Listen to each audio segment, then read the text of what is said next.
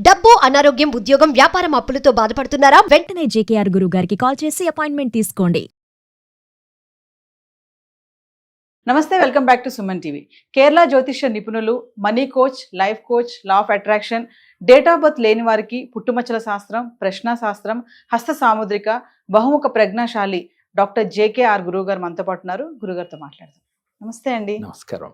గురుగారు, ఇప్పుడు వాస్తురీత్యా వీధి పోట్లు అంటారు కదా, మామూలుగా గుమ్మానికి ఎదురుగా రోడ్డు ఉండకూడదు, దానివల్ల సమస్యలు వస్తాయి అంటారు. ఈ రోజు మా ప్రేక్షకులకి దాన్ని నివారించే మార్గాలు ఏమన్నా ఉన్నాయా? అలా వీధి పోట్లు ఉంటే వచ్చే సమస్యలు, దాని పరిణామాలు ఎలా ఉంటాయి? మంచి క్వశ్చన్ తల్లి. వీధి పోట్ల వల్ల చాలా మంది నష్టాల్లోకి వెళ్ళిపోయిన వాళ్ళు ఉన్నారు.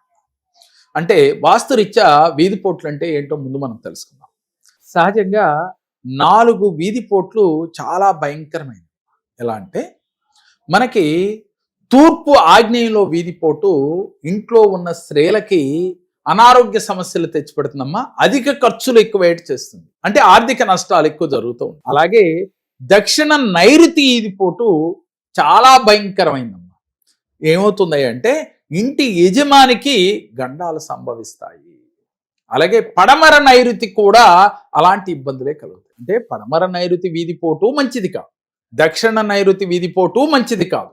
అదేవిధంగా మనకి ఉత్తర వాయువ్యంలో వీధిపోటు పిల్లల డెవలప్మెంట్ని పడవేస్తుంది.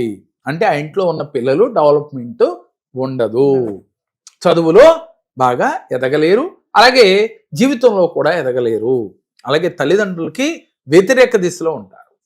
ఈ 4 వీధిపోట్లు చాలా భయంకరమైనవి. సరే, వాటిని ఎలా దాని నుంచి బయటపడాలో రెమెడీ చెప్పుకుందాం.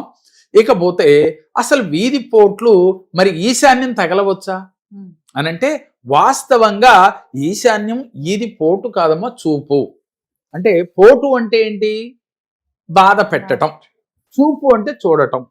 ఈశాన్యం ఈది చూపు మంచిదే, కానీ ఈశాన్యం కోణంలో తగలకూడదు. ఈశాన్యాన్ని అంటే ఉదాహరణకి తూర్పు, ఉత్తరం, అలాగే పడమర, దక్షిణం చెప్పుకుంటే ఏ దిక్కుకైనా 9 భాగాలు చేసి 9 భాగాల్లో ఈశాన్యం నుంచి, ఉదాహరణకి తూర్పుగా తీసుకుంటే తూర్పు ఈశాన్యం నుంచి 2 భాగములు వదిలి, అంటే ఆ కోణాన్ని తగలకుండా వీధి చూపు తగిలితే చాలా మంచిది. ఉత్తరం కూడా అంతే, ఉత్తర ఈశాన్యంలో ఆ కోణం తగలకుండా చూపు తగిలితే మంచిదే. ఈ విధంగా ఉండాలి తప్ప పూర్తి కోణానికి గనక వచ్చి తగిలితే చాలా ఇబ్బంది. చాలా మంది తూర్పు సెంటర్లో వీధిపోటు తగిలింది కదా అని చెప్పి వీధిపోటు మాకు తగిలిందని పారి గోడలోంచి గేట్లు ఏం చేస్తారు, ఆ వీధి చూపు నుంచి తప్పించి పక్కకు కడతారు. వాస్తవంగా అలా కట్టకూడదు. దానికి రెమెడీ ఏంటంటే కరెక్ట్గా వీధి ఎక్కడైతే ఉందో అక్కడ గేట్ పెట్టాలి. అలా అని మనకి తూర్పు ఆగ్నేయంలో పెట్టమని కాదు, తూర్పులో మధ్యలో అయినప్పటికీ కూడా వీధిపోటు తగిలినప్పుడు అక్కడే గేట్ పెట్టుకుంటే వారికి కొన్ని శుభ ఫలితాలు కలుగుతాయి. తెలియక వీధిపోటు తగులుతుందని గేటు తీసుకెళ్లి నడక అక్కడ ఉండకూడదని చెప్పి పక్కకు పెట్టినట్లయితే వారికి, ఆ ఇంట్లో ఉన్న వారికి డెవలప్మెంట్ ఆగిపోతుంది. కాబట్టి మనకి శుభ ఫలితాలను ఇచ్చే చూపులు ఏమిటి అనంటే తూర్పు ఈశాన్యము, ఉత్తర ఈశాన్యము, దక్షిణ ఆగ్నేయము, అలాగే పడమర వాయువేయము. మనకి 4 కూడా చూపు అని చెప్పుకుంటాం అమ్మా.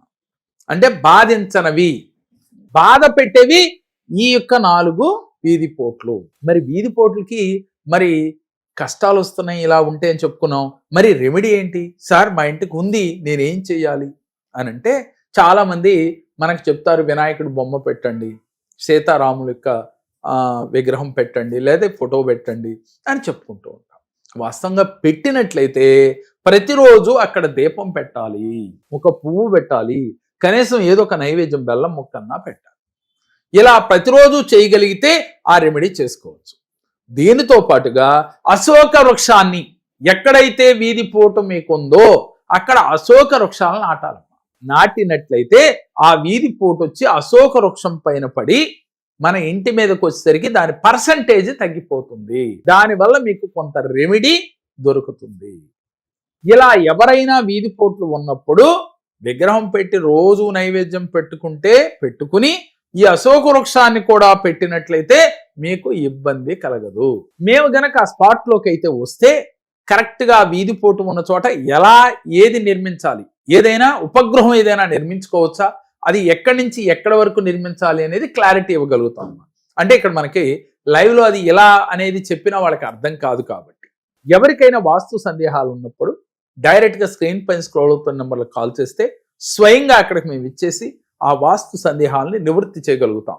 ముఖ్యంగా వీధి పోట్ల వల్ల మనిషి ఆర్థికంగా నలిగిపోతాడమ్మా. ఆ ఇంట్లో ఉన్న వారికి మనశ్శాంతి ఉండదు. అలాగే ఆగ్నేయంలో తెలిస్తే ఇంట్లో ఆడపిల్లలు పెద్దగా గ్రోత్ ఉండదు. అలాగే వాళ్ళ పర్సనల్ జీవితంలో కూడా డిస్టర్బ్ అవుతారు. అలాగే నైరుతిలో గనక తగిలినైతే ఆర్థిక కష్టాలు, ఇంటి యజమానికి కష్టాలు. వాయువ్యంలో గనక ఉత్తర వాయువ్యంలో తగిలితే పిల్లలకి డెవలప్మెంట్ ఉండదు. మరి వాటి నుంచి బయటపడాలి. మీరు ఆ స్థలం కొనుక్కున్నారు, ఏం చేయాలి? ఆ ఇంట్లో ఉండకూడదా అంటే 100% భయపడాల్సింది లేదు. అంటే మన మనస్సుని అది ఇప్పుడు నాలాంటోడు వచ్చి ఇక్కడ నీకు ఇది ఉందయ్యా అందుకే నీకు డెవలప్మెంట్ లేదు అని చెప్పగానే మీరు దిగులు చెందవద్దు.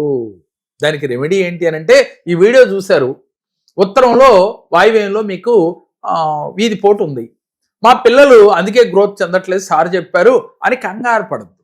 ముందు దానికి రెమెడీ చేసే ప్రయత్నం చేద్దాం. చేస్తే తప్పకుండా మీరు సక్సెస్ పొందుతారు. ఎటువంటి వాస్తు సమస్యకైనా పరిష్కారం ఉంది. సమస్య ఉందని చెప్పే నేనే దానికి పరిష్కారం కూడా ఉంది. సరైన వాస్తు కన్సల్టెంట్ కలిస్తే మీకు సరైన పరిష్కారాన్ని మీకు చూపుతారు. తప్పకుండా ఉంది. లేదు నన్ను అప్రోచ్ అయినప్పటికీ కూడా మీకు దానికి తగ్గ పరిష్కారాన్ని ఇవ్వటం జరుగుతుంది. భయపడకుండా ధైర్యంగా ఉండటం చాలా ముఖ్యం. ముందు సమస్య ఉంది, భయపడద్దు, దానికి పరిష్కారం ఎతకాలి. నేను ఎప్పుడు చెప్తుంటాను, సమస్య ఉందని భయపడేవాడు ఇంకా అతపాతాళానికి వెళ్ళిపోతాడు. సమస్య వచ్చినప్పుడు దాన్ని పరిష్కారం కోసం ఎతికేవాడు సక్సెస్ బాటలో ఉంటాడు. మరి మీరు పరిష్కారం కోసమే ఎతకండి తప్ప సమస్య ఉందని బాధపడకండి. ప్రతి సమస్యకి పరిష్కారం భగవంతుడు ఇచ్చి తీరాడు.